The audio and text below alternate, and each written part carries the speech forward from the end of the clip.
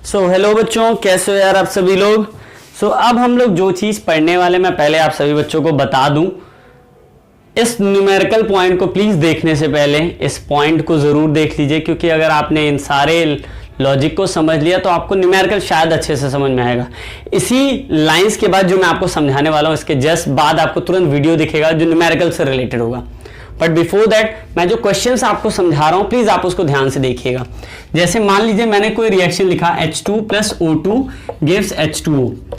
मैंने आपसे कहा इसका रेट लिखिए, तो आप दो तरीके से लिख सकते हैं बच्चों, या तो इंस्टेंटेनियस या तो एवरेज। मैं आपको बता दूं, जब भी इंस्टेंटेनियस की बात होगी मैं डी साइन यूज करूंगा और एवरेज तो मैं डेल साइन का यूज करूंगा। ठीक है, रेट कैसे निकाला जाता है, जैसे मान लो आप इसका रेट निकालो तो dH2/dt, इसका dO2/dt, इसका dH2O/dt। क्या ये रेट जो हम निकाल रहे हैं वो सही है? डेल में भी वही काम कर लेते हैं अभी के लिए, H2O/del-T, यहां पर भी बच्चों del O2/del-T और यहां पर del H2O/del-T। क्या ये रिएक्शन जो हमने लिखा है वो सही है? नहीं बच्चों, आपको सबसे पहले रिएक्शन को क्या करना होता है, बैलेंस। यानी हम जब बैलेंस करेंगे तो ये कुछ इस तरह से रिएक्शन होगा। अब बहुत सारे बच्चे जानते हो क्या समझ रहे होंगे कि सर ये टॉपिक तो आप पहले भी बता चुके हैं। मैं इसलिए आपको समझा रहा हूं क्योंकि भाई ये न्यूमेरिकल तभी समझ में आने वाला है जब ये करो। जो बच्चे पुराने वीडियोस नहीं देखे उनके लिए बहुत ज्यादा जरूरी है। आप पहले ध्यान से देखिए, यहां पे 2H2 लिखा हुआ है, मुझे सिर्फ और सिर्फ रेट किसका बताना है, एक का। तो ये दो का दिया हुआ ना, तो मैं क्या करूंगा, कोफिशिएंट के हिसाब से नियम ये कहता है कि जो भी आपको यहां कोफिशिएंट दिया हो उसका रेसिप्रोकल ले लीजिए, यानी 1/2। क्योंकि ये रिएक्टेंट है बच्चों तो ये घट रहा होगा। अगर ये घट रहा होगा बच्चों तो हम यहां पे कौन सा साइन यूज करेंगे, माइनस। ये भी रिएक्टेंट है बच्चों, माइनस। ये प्रोडक्ट है, क्या हम यहां पे माइनस का साइन यूज करेंगे, नहीं। बट आपको याद रखना है कोफिशिएंट यहां पे दिया हो तो आपको 1/2 लिखना कंपलसरी है। सेम लाइन यहां पर भी, सेम लाइन यहां पर भी, माइनस का sine into minus into, sorry यहां पे इंटू क्यों लिखने की जरूरत है, ये हमने कर लिया। एक और छोटा सा आपको क्वेश्चन देता हूं कि आप एटलीस्ट वहां पर पहुंच जाएं। N2 + 3H2 gives 2NH3। मैंने रिएक्शन बैलेंस कर दिया। मैं कहूं रेट ऑफ रिएक्शन आप लिखोगे तो क्या लिखोगे, -dN2/dt, very good, is equal to -1/3 dH2/dt, very good, 1/2 dNH3/dt। क्या आप में से किसी भी बच्चों को इस टर्म से रिलेटेड दिक्कत हो रही है, 1/2 क्यों है? मैंने आपको नियम में पहले ही समझाया वीडियोस में कि भाई अगर कोफिशिएंट होगा तो आप उसका रेसिप्रोकल लोगे, कोफिशिएंट होगा तो आप उसका रेसिप्रोकल लोगे। अब जो एक इंपॉर्टेंट बात है जो आपको समझाने जा रहा हूं, जब तक आप वो नहीं समझोगे तब तक आपको न्यूमेरिकल नहीं समझ में आएगा। वो क्या टर्म है कि अगर मैं इस पूरे हिस्से की बात करूं तो ये रेट ऑफ रिएक्शन बताएगा। अगर बेटा मैं इस पूरे हिस्से की बात करूं तो ये मुझे रेट ऑफ रिएक्शन बताएगा। लेकिन अगर मैं सिर्फ इतने की बात करूं तो ये मेरा रेट ऑफ क्या होगा, डिसअपीयरेंस, क्योंकि रिएक्टेंट साइड में, बात समझिएगा, ये भी मेरा क्या होगा, रेट ऑफ डिसअपीयरेंस। और इतने हिस्से की अगर मैं पूरे की बात करूंगा तो रेट ऑफ रिएक्शन हो जाएगा बच्चों। लेकिन अगर मैं सिर्फ इतने हिस्से की बात करूंगा तो रेट ऑफ अपीयरेंस, या इसी को आप प्रोडक्शन भी कह सकते हो। सेम लाइन, ये क्या है, अपीयरेंस, ये क्या है, डिसअपीयरेंस, ये क्या है, डिसअपीयरेंस, और ये पूरा क्या है, ये पूरा है बच्चों हमारा क्या, रेट ऑफ रिएक्शन। ये पूरा हमारा क्या है, रेट ऑफ रिएक्शन। ये पूरा हमारा क्या है, रेट ऑफ रिएक्शन। अगर इतना समझ गए हो बच्चों तो प्लीज अब आगे वाले वीडियोस आप आराम से देख सकते हो, इनको नोट कर लो, आपके काम आएगा। Okay, thank you. हेलो बच्चों, कैसे हो यार आप सभी लोग। आई होप आप सभी हेल्दी हो, स्वस्थ हो, और हेल्दी और स्वस्थ का मतलब एक ही होता है, ज़्यादा मस्त मत हो। ठीक है, आज हम लोग जिस चैप्टर के बारे में पढ़ने वाले हैं इसके 2 वीडियोस मैंने पहले ही पढ़ा दिए हैं।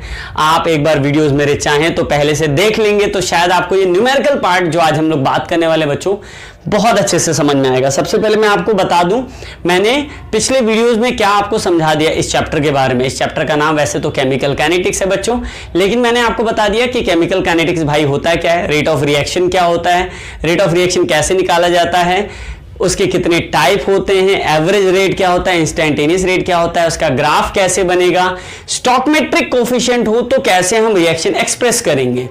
अगर आपने ये सारी चीजें पहले मेरे वीडियोस को देखकर समझ लिया है तो ये न्यूमेरिकल सच में आपको बहुत बहुत बहुत बहुत बहुत ज्यादा इजी लगने वाला है। इतना ज्यादा बहुत इसीलिए बोला क्योंकि सच में आपको ये बहुत इजी लगने वाला है भाई, परेशान होने की कोई जरूरत नहीं है, सिर्फ क्वेश्चन को पढ़ो और क्वेश्चन को जवाब देना है। मेरा सबसे छोटा सा सवाल, डिसअपीयरेंस किसका? रिएक्टेंट का। अपीयरेंस किसका? प्रोडक्ट का। तो अब क्वेश्चन पढ़ते हैं। क्वेश्चन में हमें दिया हुआ है फॉर द रिएक्शन 2N2O5, ये क्या है भाई? रिएक्टेंट। क्या बन रहा है? 4NO2 और O2, यानी प्रोडक्ट का फॉर्मेशन हो रहा है। The rate of formation of NO2 is, यानी हमको रेट ऑफ फॉर्मेशन किसका? NO2 का दिया हुआ है, कितना? इतना। अब उसके बाद हमसे क्या कह रहा है? Calculate the rate of disappearance of N2O5, यानी हमको rate of disappearance of N2O5 निकालना है। Rate of formation of NO2 दिया हुआ है 2.8 इंटू 10⁻³ मोल पर लीटर पर सेकेंड। मोलैरिटी का मतलब मोल पर लीटर होता है बच्चों, ये गिवन है और आपसे ये निकालने के लिए कह रहा है। मैं आपको एकदम छोटा सा सजेशन दूंगा, अगर आपने प्रीवियस वीडियोस में नहीं भी देखा है बच्चों, एक शब्द में मैं आपको बता रहा हूं रेट निकलता कैसे है।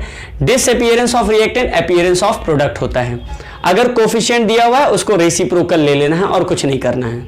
मान लो आपने रिएक्टेंट की बात किया तो फाइनल माइनस इनिशियल रिएक्टेंट करोगे, तो उसको आप चाहो तो डेल्टा यानी एवरेज रेट ऑफ रिएक्शन से भी डिनोट कर सकते हो बच्चों, या डी यानी इंस्टेंटेनियस रेट से भी डिनोट कर सकते हो। भाई इतनी चीजें अगर समझ गए हो, आओ देखते हैं ये मुद्दा मैंने क्या लिखा है। ये है रेट ऑफ रिएक्शन, कह रहा है rate of reaction is equal to क्या होगा? -1/2। क्यों? क्योंकि ये रिएक्टेंट है, घटेगा, इसलिए माइनस साइन लगा दिया। 1/2 क्यों? क्योंकि यहां पे कोफिशिएंट है। dN2O5/dt, यही रेट ऑफ क्या है? डिसअपीयरेंस। ये इतना हिस्सा हमारा क्या है? डिसअपीयरेंस। ये नहीं है, ये इतना हिस्सा हमारा क्या है? डिसअपीयरेंस। और 1/4 dNO2, ये हमारा क्या है? अपीयरेंस यानी फॉर्मेशन। ये तो कोफिशिएंट है क्योंकि एक मॉलिक्यूल का निकालना है, इसलिए 1/4। अब आपको निकालना क्या है? डिसअपीयरेंस, यानी ये हिस्सा आपको निकालना है और ये आपको पहले से गिवन है। देखिए ध्यान से, कितना गिवन है? 2.8 इंटू 10⁻³ तो क्या आप ये नहीं निकाल सकते हो? क्यों नहीं निकाल सकते भाई? हमें क्या ही करना है? dN2O5/dt, आगे माइनस का साइन लगा देता हूं क्योंकि मुझे डिसअपीयरेंस पता रहे, और इस 1/2 को पूरा उधर मैंने भेज दिया। कुछ गलत किया? नहीं, इस 1/2 को मैंने जब पूरा उधर भेजा तो 1/2 से ये क्या हो जाएगा? 2, और यहां by4 पहले से, तो by4 ये हमें पता है कितना है? 2.8 इंटू 10⁻³ जरा आप इसको सॉल्व करिए तो 2 से ये गया, यहां पे 2 आ गया, कट गया ना, 2 1 2, 2 2 4। अब इसको काटा मैंने तो 2 1 2 0.24 8, यानी हमारा आंसर कितना आ गया बच्चों? 1.4 इंटू 10⁻³ m पर सेकेंड। m क्यों लिखा है? क्योंकि m वहां पहले से लिखा हुआ था। तो होपफुली ये समझ में आ गया होगा। नेक्स्ट क्वेश्चन देखने के लिए रुक जाओ, मिटा रहा हूं। ओके हाँ तो भाई लोग, ये दूसरा भी क्वेश्चन देख लो। कहाँ गया marker? Oh my God, is marker तो गया थोड़ा दूर। ठीक है, तो ये अब दूसरा क्वेश्चन, जैसे पहला क्वेश्चन था वैसे दूसरा क्वेश्चन भी हम लोग देख लेते हैं। दूसरे क्वेश्चन को पहले पढ़ो। मैं बार बार बोलता हूँ भाई, अगर न्यूमेरिकल सच में करना चाहते हो बहुत अच्छा वाला, तो भाई प्लीज सबसे पहले क्वेश्चन पढ़ ही लो। पढ़ लोगे तो शायद सब समझ में आ जाएगा। तो देखो क्वेश्चन हमसे क्या बोल रहा है? हमसे कह रहा है decomposition of N2O5 in CCl4 at 318 Kelvin has been studied by monitoring the concentration। अच्छा, ओ माय गॉड, मैंने रिएक्शन लिखा ही नहीं, क्योंकि यहाँ पे देखो क्या पूछ रहा है आपसे। तो एक काम करते हैं, हम लोग रिएक्शन लिख लेते हैं। रिएक्शन क्या होगा इसका? 2N2O5 गिव्स वही पुराना वाला है 4NO2 प्लस O2। अब हमसे क्या है, क्या रहा है? सारे बच्चे इसको समझने की कोशिश कीजिए। भाई कैमरा माइक सब गुस्सा हो गए हैं लग रहा है हमसे। ठीक है, तो हमसे क्या कह रहा है कि अगर आपको ये सब कुछ पहले से गिवन है, क्या? इनिशियली कंसेंट्रेशन N2O5 का इतना था, आफ्टर 184 मिनट इतना हो गया, आप एवरेज रेट ऑफ रिएक्शन इसका निकालिए। तो कोई बच्चा मुझे बताएगा RAVG कैसे निकलता था? शायद आप लोगों को याद होगा। अगर आपको N2O5 ही गिवन है बच्चों, अगर आपको क्या गिवन है? N2O5, तो क्या हम -1/2, ध्यान से देखिएगा, -1/2 क्यों लगा रहे हैं समझिएगा। -1/2 डेल क्या? N2O5 final minus